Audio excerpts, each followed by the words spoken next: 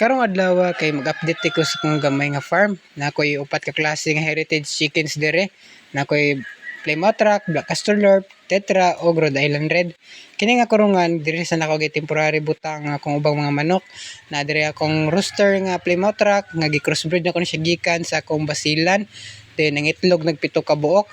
Then kini siya mo ni siya ang Plymouth Rock na ko nga bayi nga gasakit pud lagi pero naka-recover ni siya. Kini siya mga dire ako mga natives na mga pisoon since sila kabuok.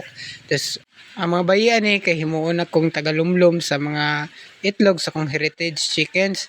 Dayon kini dire nga side kini mo na ako ang kurungan sa mga heritage chickens. Dayon naapo ko dire nakalimber kini nga side na dire akong gilimber dire nga mga isa ka buok basilan nga bayi nga gi crossbreed na ko sa akong Plymouth Rock.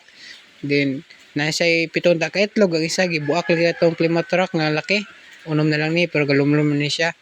Tapos kini nga side na dire akong Plymouth Rock nga mga manok. Then mga next month siguro ani mga itlog ni siya sugod. Then napo dire ang kung Black Australorp og Tetra. Giipon sa nako kay wala pa man koy laki nga Tetra, din wala pa koy mga bayi nga Black Australorp, so kini sila akong giuban. Tapos next month pud guro ani mga itlog ni siya. Tapos napo diri nga side ang ako ang mga Rhode Island Red. Ang isa ka laki na ko ani kay gikan ni dito sa Grace Farm. Tapos kaning uban ani kay gikan na sa Margos ang mga bayi.